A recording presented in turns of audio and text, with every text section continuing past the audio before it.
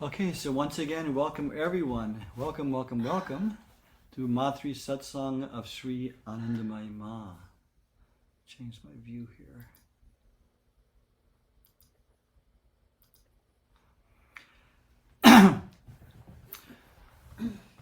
I always like to say something about Ma here. I'm not sure what. In these difficult times, Ma is more and more relevant to us. For that place of stability, that place of joy, the place where she sees only as unity. No matter what's going on, people ask her in World War II, when will the world be perfect? She said it's already perfect. She saw only God's Leela and play in everything, in light, and all the light and shadows of this world. So we're so fortunate to have been touched by Ma, because we're only here because we've been touched by her grace. Otherwise it's impossible. So we've all come here at her call, and our intent should be to learn how to answer that call, how to relate to her, how to feel her presence. And that's a lifelong work right there. When Ma left her body in 1982, I was reading recently the Bidika Mukherjee, who was Ma's main biographer, who grew up with Ma, spent her entire life with Ma. Her whole family was intimately connected with Ma. And Pragya and I both met her. And she was there at the Samadhi, and she was just bereft because Ma had left her body and she was gone. And our friend Atmananda, the Austrian sadhu, came, and sat next to Bidika. And Bidika saw that she was so calm and composed, and she said, Atmananda, how do you do it? I just feel lost and broken because Ma's gone now. And Atmananda said something very nice. She said, the last year we've hardly seen Ma because she's been so indisposed. So many people come. Sometimes you travel with us, sometimes we don't. But now Ma is free from all limitations. So she's with us every moment. And she's with everyone every moment. Every time anyone calls on her, she's right there. And Bidika Mukherjee said, I thought about it and said, that's right. And then she said, over the months and years that followed, I saw that was so true, that Ma was even more accessible. So when we learn how to tune into Ma, we tune into everything that's wonderful and divine in our own selves. Because Ma was that perfect embodiment of divinity, of the true self that we are, but all covered up by ignorance and restless mind. So we look at Ma, we're seeing our own self. But when we remember Ma and she awakens in our heart, everything that's divine in us is awakened also. So she's the catalyst to awaken our own inner nature. So these Matri Satsangs are so precious because we can hear how Ma spoke and related to people. We can hear her words of instruction and suggestions to us for our spiritual life. And like I always say, the main thing is we started this with the idea of also having community. So people who Ma has touched can have a place to go, to learn more, to be together with like-minded devotees. So that's why we're all here, hopefully. So with that in mind, let's please have patience and let's introduce every single person. Renu, are you here now? I'm here, yeah. Okay. So first of all, introductions. My name is Mangalananda. Oh, I have to do the disclaimer thing. Okay, we are recording this. That's like actually a legal disclaimer we have to do. We do record this and we post it on our YouTube website, which is called Anandamayi Ma Satsang West. So people who are drawn to Ma can also see it who couldn't come live. So if you participate, you will be recorded, but it's just seen by devotees. So please don't let that dampen your enthusiasm to participate. So my name is Mangalananda. I am an appointed Acharya of Ma Sharanam Ashram in India, and I received Diksha from Ma when I was on my 20th birthday in India, from Ma's own hands in 1973. And this is my real wonderful wife, Jyoti. Hey Ma, I'm Gloria, and so happy to be here. Every time we get together, I see more and more people, and I feel closer and closer to you all. So thanks for coming. Wonderful. And my co-host is Pragya Hallstrom, who is the author of Mother of Bliss and the editor and compiler of the Gospel of Sri Anandamayi Ma, which we'll read from later, and also is the president of our board on the Sri Anandamayi Ma Ashram and Temple in Massachusetts. So Pragya, will you say hello? Jai Ma, Jai Ma, it's wonderful to be here with you all and to see all of your faces. And we're just so blessed to have this Sangha. Jai Ma. Yeah, and it is a Sangha, and we'll talk about how we're going to have, once again, we have one opportunity this year to meet all in person if we can in November. We'll talk about that later. Like Renu, my external memory remind me to say that at the end of our session. So Renu is our tech host and ever ready to serve Sevak. Renu, will you say hello? Hello, everyone. Jai Ma. Welcome. We're just going to do what we normally do, which is I'll go down the participant list and you unmute yourselves and then introduce briefly where you're from. And then we'll have a larger time for sharing afterwards, but this is just a brief introduction. And then if you could just go back on mute, that will be very helpful. Okay, so first we have up here Bill Ryan. Hi, everybody. It's good to be with you. Bill here from Tucson, Arizona. Good to see you, Bill. Jai Ma. Good to see you. Jai Ma, and welcome. Okay, next up, Abby. Say the name again, Renu. That was Abby. Abby, Next. are you there? You have to unmute and say hello. There she is. Yeah, can you hear me now? Yes. Oh, Okay. So Oh, I'm, hey. I come to this for the first time, and my family is very much into Ma Anandamayi. My mother, who's passed away, my father, who's passed away, they were all had their diksha from Anandamayi. Then my younger sister, we meet every year in India. So she's also very much into Anandamayi Ma. And then we visited her ashram in Kashi, Banaras about 2 years back. Wonderful. Welcome, welcome. Are you in India now or are you in the West? No, I'm here now in Massachusetts. Ah, good. So So, it's much easier. It's the middle of the night in India. yeah. I was at the Kashi ashram just a few weeks ago. Yeah. Oh, that's beautiful. That's beautiful. Wonderful. Welcome by Yeah. Aapka hardik swagat hai. Thank you very much. Thank you very much. Yeah. Thank you very much. Jai Ma. Jai Ma, Yeah. welcome. Jai Ma. Yeah. Okay, next up, Chris Redfield. Hello, everyone. I'm Chris from, where am I from? Humboldt County, Northern California, by way of Big Sur. Very good. Welcome, Chris. Jai Ma. Thank you so much. Is this your first time? No. No, sorry, I do. Okay, I've seen you. Welcome. Well, Jai Ma. it's always the first time, isn't it? It's always the first time. It's true. Every moment is the first moment. Okay, welcome, Chris. And Greg is next. Jai Ma, everybody. My name is Greg, and I live in Rio Rancho, New Mexico. Jai Ma, Greg. Always good to see you. Jai Ma, Greg. Very nice. Jai Ma, welcome. Arpita and Robert, if you guys want to unmute and say hi.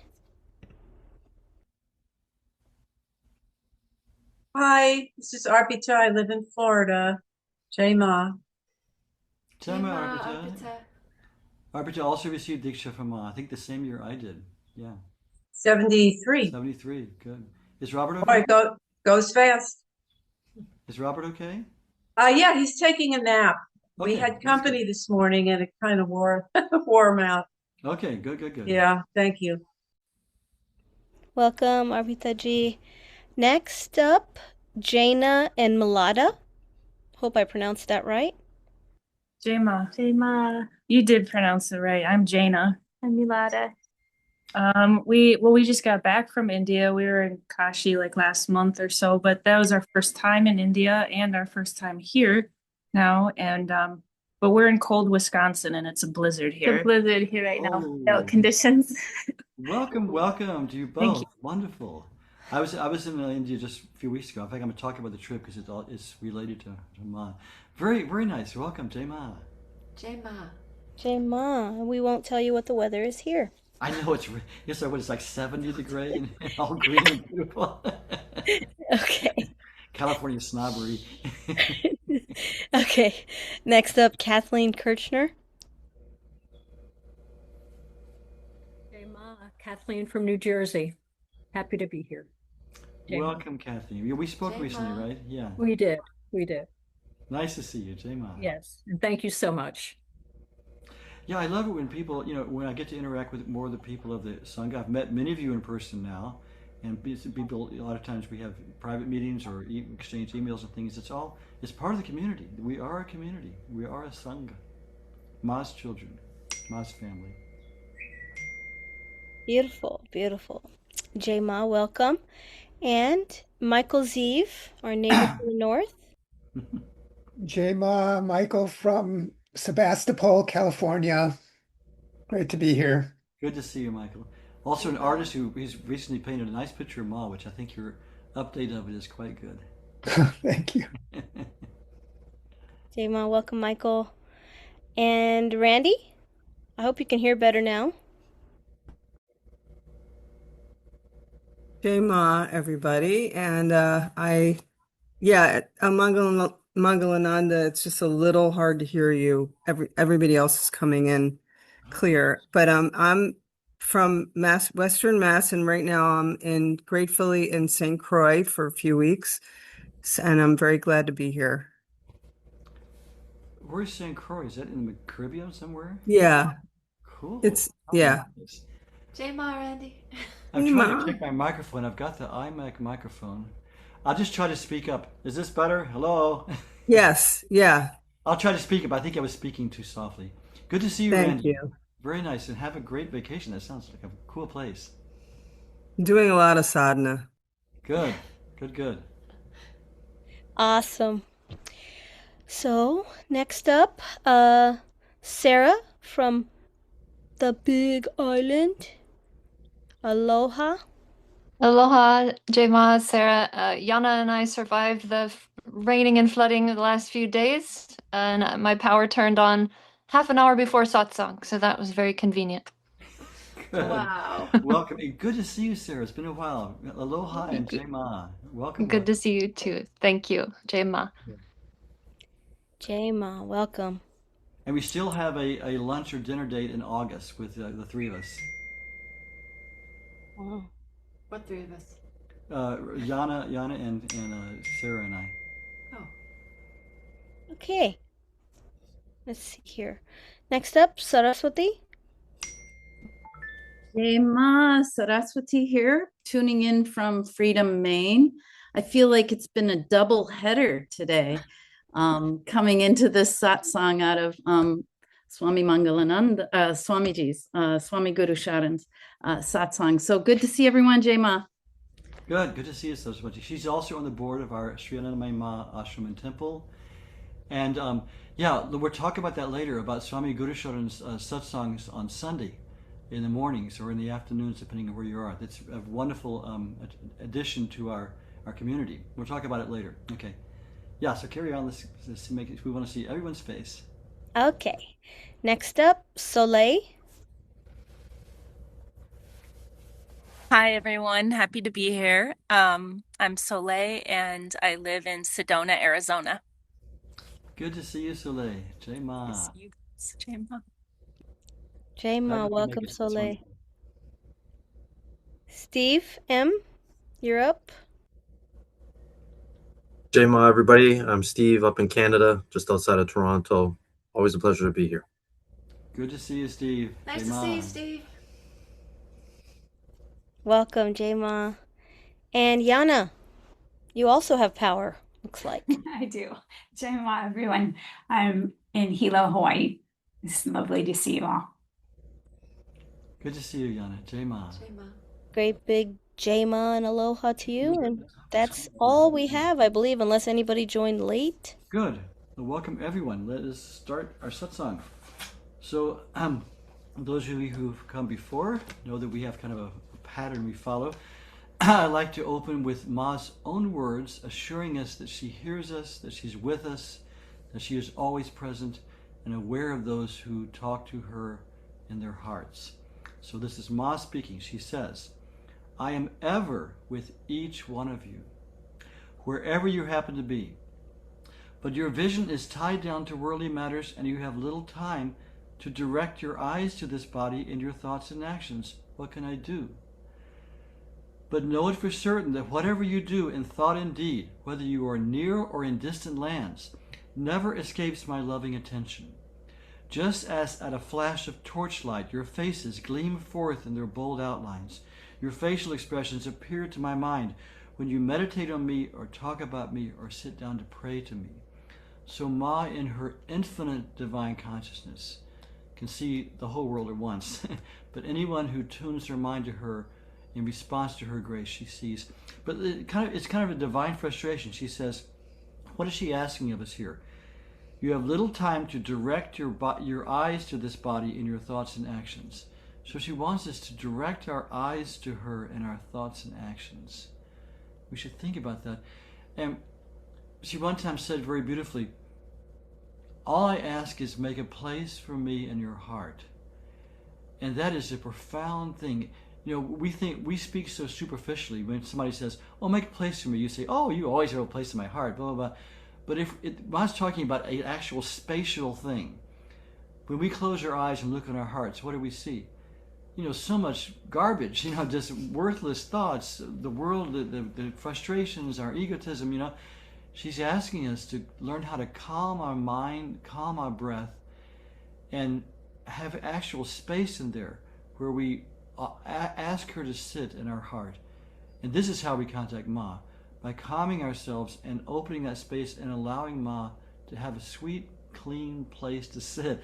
I like to always just, you think of like having a nice white asana for her to sit on there and then have her sit there, and she will come. She does. She's already there, but this is our way of tuning into her. So she says, your vision is tied down to worldly matters and you have little time to direct your eyes to this body in your thoughts and actions. So what can I do? So let's think of what we can do to calm ourselves and feel Ma. So she goes on, for this body, as those of you who knew, you know, Ma rarely used the pronoun me or I. She did sometimes. Usually she would say this body, ye sharir kehta hai. This body says. So she says, for this body, the question of accepting or declining anyone does not arise.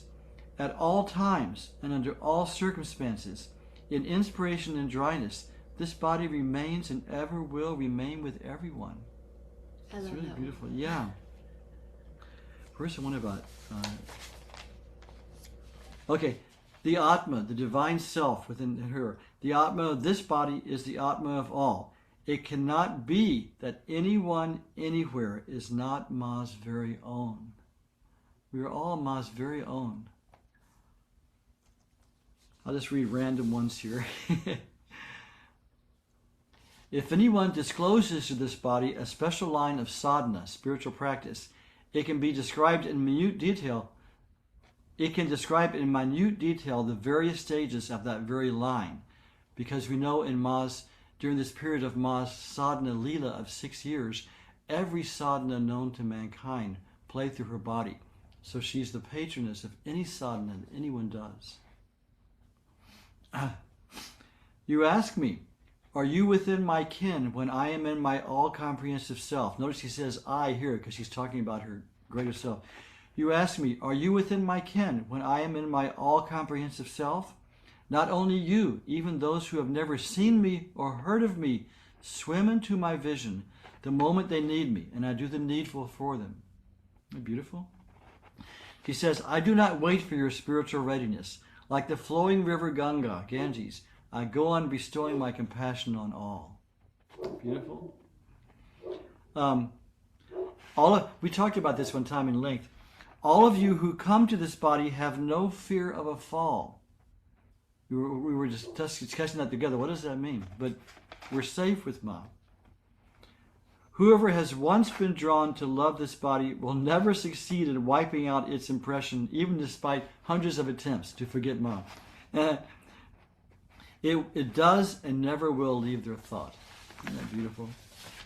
And this is, again, Ma in her all-comprehensive self. She says, anyone calling out for God from any land, in any language, and in any age, remember their cries reach this heart like the waves crashing onto the shore. So Ma hears this. Ma hears this.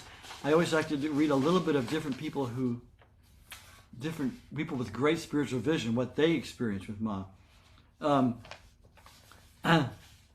Triveni Puriji, the eminent realized Seta Punjab, widely known as Kana Baba, was asked by a devotee whether Ma was an avatar, an incarnation of God. Triveni Baba said, avatar is a small thing. Ma is that. He used the word tat. Ma is that from where the avatars incarnate. He also said, as the rivers meet the ocean, but no variation of its level takes place. Similarly, all the spiritual bhavas and paths are destined toward Ma, and under all circumstances, Ma always remains in the same state. As there is no limitation of the ocean, similarly, Ma cannot be bound within limits. And our favorite, this wonderful saint, Sitaram Das Omkarnath, who was born the same year as Ma and passed away the same year as Ma, and who was very close to Ma. He would visit Ma often. He was an amazing, beautiful saint. You know, he was like a Vedic saint you see from the scriptures. He had this long, long jata, but he had the face of a baby, this beautiful, loving, sweet face. And he would often come to Ma, he would always be in the state of samadhi. He was incredible. Here's what he said. He said, Ma is not far from you. She ever resides in the innermost recess of your heart. Ma is the eye of your eyes, the ear of your ears, the word of your words, and the life of your life. Ma envelops this entire universe and exists inside and outside every animate and inanimate object. This is someone who has divine vision. He can see really who Ma is. In her nirguna state, that's without attributes, she is your father. In her saguna state, that's with attributes, she is your mother. You are the darling of that mother. Then why are you crying? That's sweet. These are what the saints said about Ma, you know. And an interesting thing Ma said, she says, no one can approach this body unless it is my khayal. Khayal was the word she used to show the divine will. Whoever has come in contact with me must need some sort of link, however subtle, dating from the past in unbroken continuity. Isn't that an interesting observation? That we're all connected with Ma because we have some connection with her from the past. Now, it's also an interesting paradox because Ma said many times, this is her first birth. She was brought down by the longing of mankind. She doesn't have previous births. But as you know, the incarnation that we see now, but it shows that we had some kind of connection with the Divine Mother in some form. It could have been we were in a past life devout Christians who venerated the Virgin Mary. Could have been a Buddhist who venerated Tara. Could be a Hindu who had connection with one of the many forms of the Divine Mother. But we've had a connection with Ma from the past. And that's what brought us to her now. And the more we make a connection now, the closer we'll be to her, and in this birth and any other birth. The great yogi Sri Balananda Brahmacharya once told Kandananda Swami, who was also a great saint, he was Diti's father. So this Balananda Brahmacharya said this, the company of Ma you have kept, do not leave it. Ma is not a sadhika, that's someone who practices discipline. She is a nitya siddha, eternally perfect. She is born for some work and will leave as soon as that work is completed. She doesn't have to do any other sadhana bhajan. Okay. So we're going to relate to Ma through her teachings, through the mind, through the intellect, but let's relate to her now from the heart. So we always open with this one kirtan. Let's sing this one kirtan and just try to tune in now to Ma. We've been assured now that Ma is with us. So let's tune into her singing this one kirtan from our ashram in India, Om Ma Sharanam.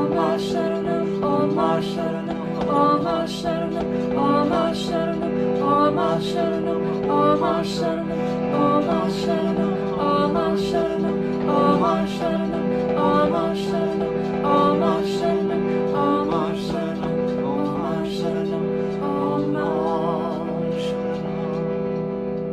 One last time together. Om Sharanam. Om Sharanam. Om Sharanam. Om Sharanam.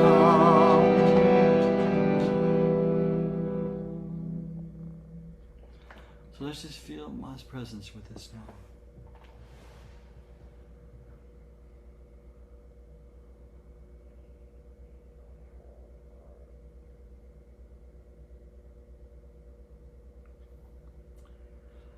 I always like to start with something from Ma's life, but I also want to share my recent trip to India with you.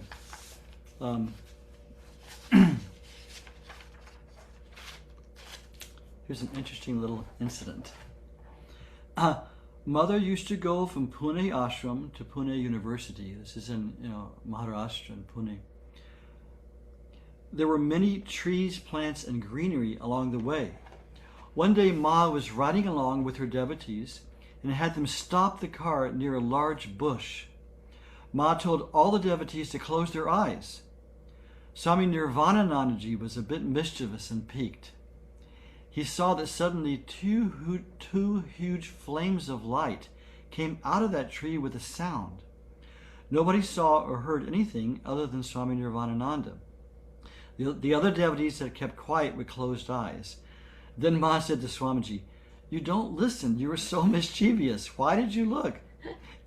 Swami Nirvanananda asked for forgiveness and asked Ma, "Who were the two souls whom you saved?" Ma responded, "It wasn't two souls, it was one. It was where a British collector," a collector is he's still in India, he's a kind of the head of like the whole local area, the police departments, everything. They can report to the collector. It was the soul of a British collector. It was where he was murdered. When there was a plague in Pune, he had troubled the people a lot and did not help them, did not provide medicines, and a lot of the population of Pune died in that plague. So there were two revolutionary leaders of Pune, two brothers named the Chapekar brothers. They thought that this collector had ruined our Pune, so many people had died. That's why they killed him there under that bush. That soul was bound there. I went and I freed it. Is Ma speaking. So Ma has the capacity to easily save us. We're such, even though we're wrecks, we're an pretty easy case in Ma's infinite power. So I usually read more, but I kind of just want to share my trip to India with me. This, I think many of you know, in 2001 I was sent back to India by Swami Bhaskaranandaji, who was Ma's main Swami, to help start a school in one of her ashrams in Omkareshwar, and I lived there for 12 years. And then in 2015 I helped Swami Guru Sharananda with a new project near Maheshwar on the banks of the Narmada, what we call it Ma Sharanam Ashram. And so since I moved back to India in 2000, I moved back from India in 2013, and I'm almost every year I've gone back, and Gloria's been with me almost every year. This year it was too much for her physically, so I went alone. So I was there for a little over a month, and I just want to report our Ma Sharanam Ashram is flourishing so beautifully. It's in central India on the banks of the Narmada River. It's surrounded on three sides just by beautiful open farmland, and it's just such a beautiful place. We have a beautiful Ma temple there. It's a Devi temple. We have a three-dimensional Sri Yantra because things are done by Sri Vidya there, and we have in the nooks around the walls of the temple different female saints from every type of tradition. Of course, we have Didi Ma there and Didi, and people connected with Ma, but we also have Christian saints, Sufi saints, Sikh saints. Beautiful, beautiful thing. All women sadhakas, so it's a very feminine energy there. Beautiful. We have an open active Gurdwara and a Kali temple and a Shiva temple. So when I was there, they always asked me to come every year for the ending of this month-long Anushthan they do, where they call it the Ma Kumbh.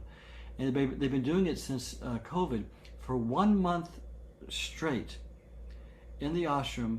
In the Ma temple, there's 24/7 Mahamantra Kirtan, Hare Krishna, Hare Ram, 24/7 for 1 month. In the Anand Sahib Gurdwara, there's someone reading constantly Akhanda Pat from the Guru Granth Sahib, the Sikh scripture. In the Kali Mandir, where we have our Yagya Shala, that's where we have the daily fire ritual. There's a havan going on. It's not 24/7. It's from sunrise to sunset every day for a month, with them offering the mantra Purna Brahma Narayani Ma Anandamayi Namaha Swaha for 1 month. And the intent, the sankalp of this 1 month program is just for the universal blessing, for the upliftment, for the peace of the world, just to give open blessing to the whole world, because we are all interconnected. This is a universal truth Ma constantly stressed. We all share this one divine consciousness, and our humanity is connected. So the world is suffering now from the horrible things that are going on, the wars, the killing, all this, and we feel that. But we make efforts to put out spiritual blessings. It does help and uplift. So it's a beautiful time being there with all these things going on at once. At the same time, there was a retreat being given by Swami Guru Sharan. Some of our people from our Satsang were there. Is anyone there here today that was there? I don't think so. I know Rainu's been to Ma Sharanam.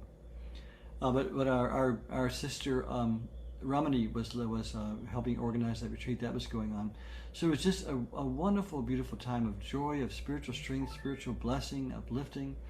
And then afterwards, Swami Guru Sharan and I traveled with Ramani and Ishwar, his nephew, who's very active in the ashram now, and several other people, Sampurna and Krishna. We had a group of about 6 or 7 people, and we traveled to Varanasi, the oldest city in the world, known really traditionally as Kashi, City of Light, dedicated to Shiva. And we spent about a week there. We stayed in Ma's ashram and had many wonderful darshans. We went to Kashi Vishwanath Mandir. It's the oldest and most famous Shiva Mandir in the world. It's one of the 12 Jyotirlingams, the natural Shiva lingams that the rishis saw are full of light. Had a very powerful darshan there. I've been there 2 other times, but this time was especially amazing. And the wonderful thing is we stayed in Ma's ashram in Varanasi. During Ma's lifetime, this was the main ashram. Now the main ashram is in Kankal, where her body is interred, her samadhi. But during Ma's ashram, during Ma's lifetime, this was the main ashram. There's a Kanya Peeth, which is a girls' school, which Didi, Guru Priya Didi, started, and Ma took great interest in. She was always training the girls. It's still active there. And so being there, right there, staying at the ashram, and walking around that ashram where, I mean, literally every single stone has been touched by Ma's feet over the decades.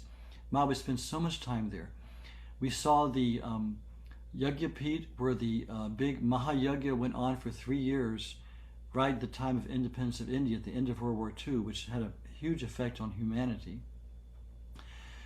We saw the Kanya Peeth with the girls, and one of the many blessings we had is there were 2 very old deities there, Jaya Didi and Geeta Didi. And we had 2 interviews with them, one just for about an hour, where we just talked and had a great time with them.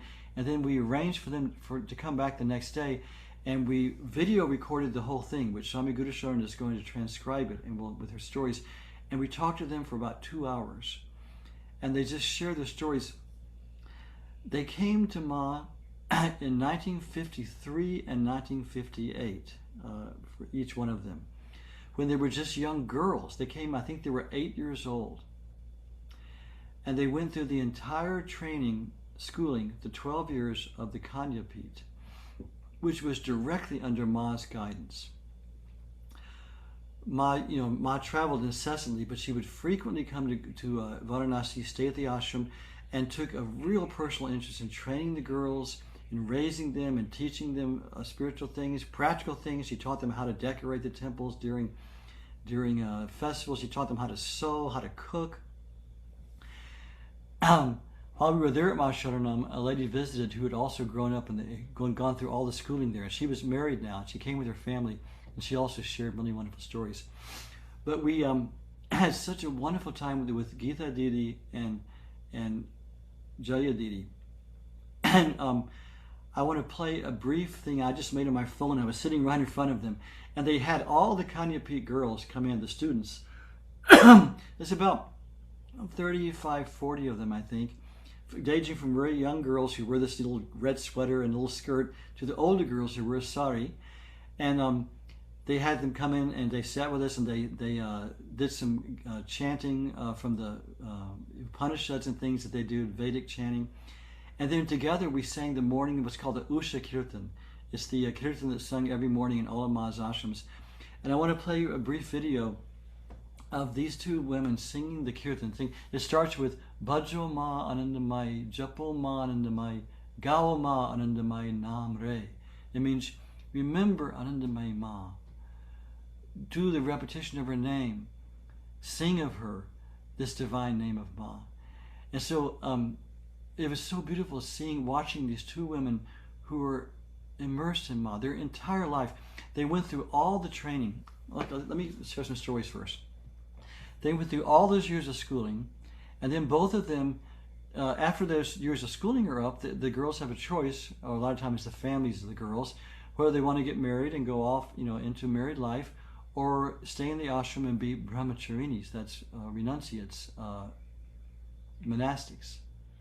So Jaya and Geeta decided to become monastics. So they took monastic vows, and they spent the rest of their life with Ma. And because they were brahmacharinis frequently served Ma and traveled with Ma. So for those many years now, this was, another 20, 25 years, they were right in Ma's company. They said that a lot of times when Ma was driving in a car, Ma would be sitting in the back seat and they would be sitting on the floor next to her. And they said Ma was like a loving mother. She would, as they were driving, she would be pointing out things. Look at these trees. These are a particular type of trees. Look at these mountains. He was like showing them the world. It was so sweet. And they shared many stories. They were speaking in Hindi the whole time, so I understood maybe 85, 90%, but I didn't get all of it. So I'm looking forward to hearing some of Swami Gurusharan's stories when he transcribes it all. And but I remembered some of the stories I remember. Geeta Didi said that when she first came, in the first couple of years, she was like 8, 9, 10 years old. She was assigned, she was cooking. They were studying all the subjects, and they had a daily spiritual practice that Ma had assigned to them. And then they did seva. Geeta was cooking. So one time she said that she was there cooking, and Ma came, and at the time they were visiting many of the older ladies who had become brahmacharinis who were traveling with Ma at the time. She was still a student at this time, Geeta. And so she said that the older ladies who had grown up with Ma, been trained by her, they were now very respected in the Kanyapit. And so they were all there, and Ma came in and asked her, Geeta, while she was cooking, did you do your morning practice? Did you do your chanting? Did you do your japa? And Geeta said, oh Ma, I was so busy cooking. I just came right in and started cooking. I couldn't do anything. And Ma really rebuked her. Ma was very strict. She was always loving, but she had very high standards. So Ma rebuked her and she said, never leave your morning practice. Even if worst comes to worst, you chant it as you're cooking. But she said, the most important thing in your life, don't skip your morning practice. And then all the other girls were there, these older ladies, and she started saying, this young girl skipped her morning practice. What do you think of that? It's so important to do your morning practice. Here she skipped it and just started cooking. And she was like, embarrassed her in front of all the other ladies, And so Geeta, of course, started crying. And so she said she went back to her cooking, and she was cooking, and she was crying. And Ma was upset with me, She was so upset. So a little time went by, and then Ma called her to her room. And Ma had a custom of addressing married people as Mataji and Pitaji, mother and father. But unmarried people and children she would address as friend, dost.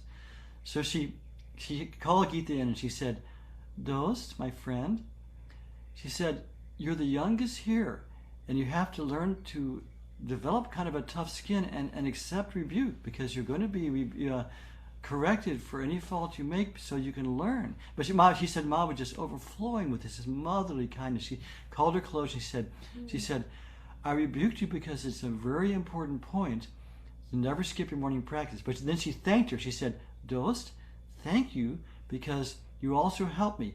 These older girls were there, and they're so distinguished now, I can't really rebuke them the way I used to as when they were children. So I rebuked you in front of them to make this point to them that they also should never, never skip their morning practice.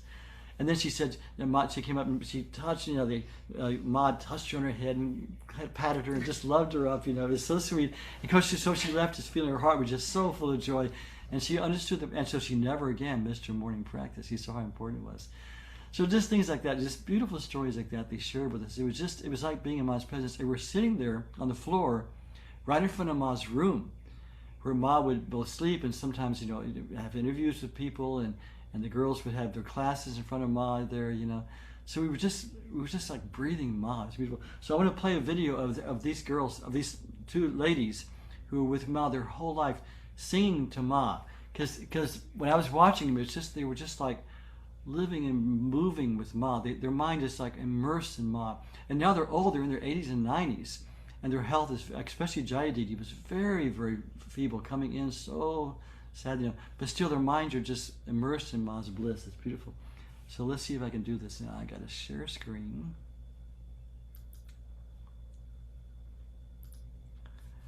Okay, let's go here.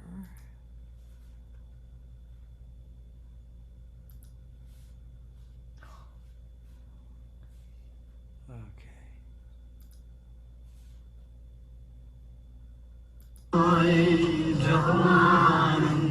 Is the sound coming through, Prajat?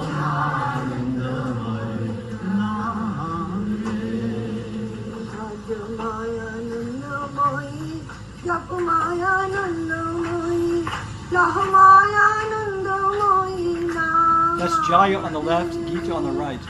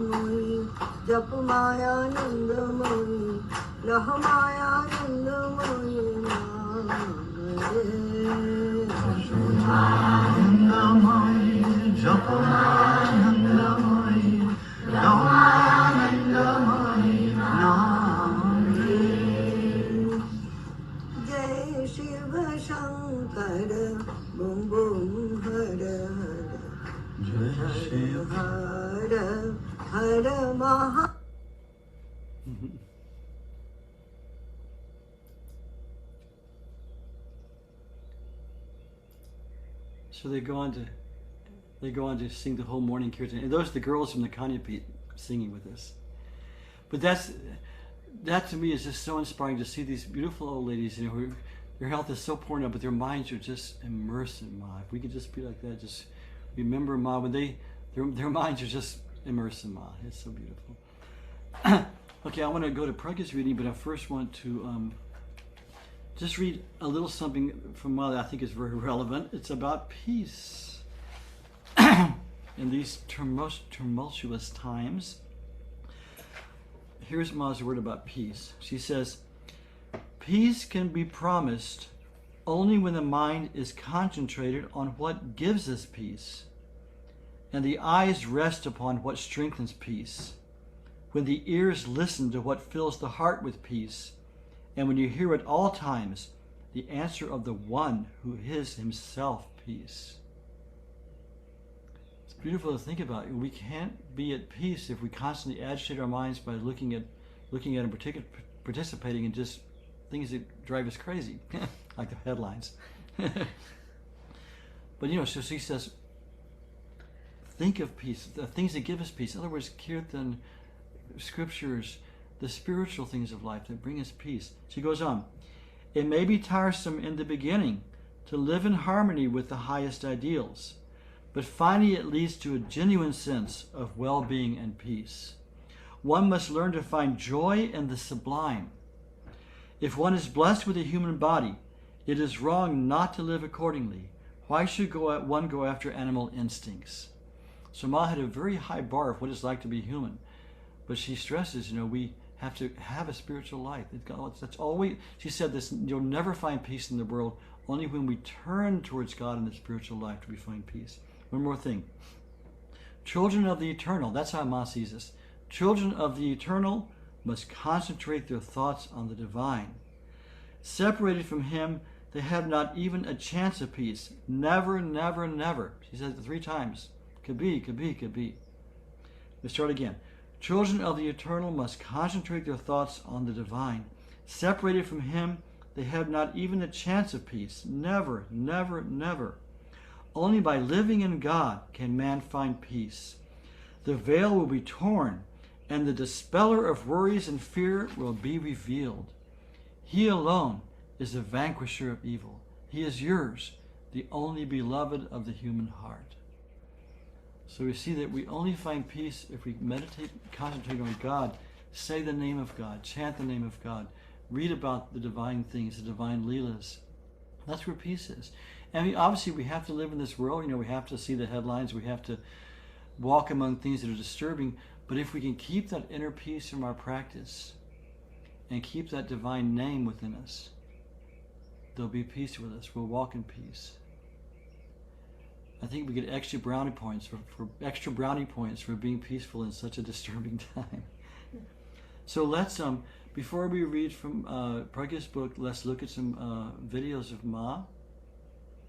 Look at Ma's photo while we sing Jaya Ma, okay?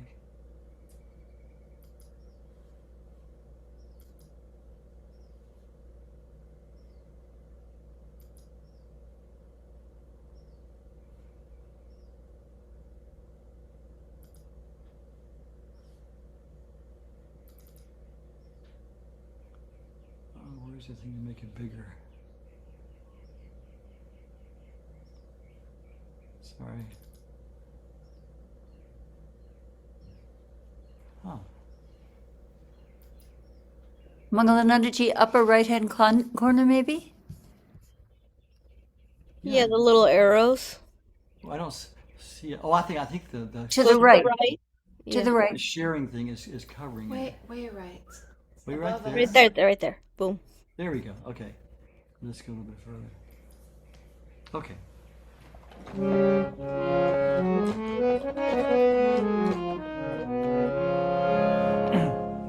Karunamayi means overflowing with compassion. Jaya Ma, Jaya Ma, Jaya Ma,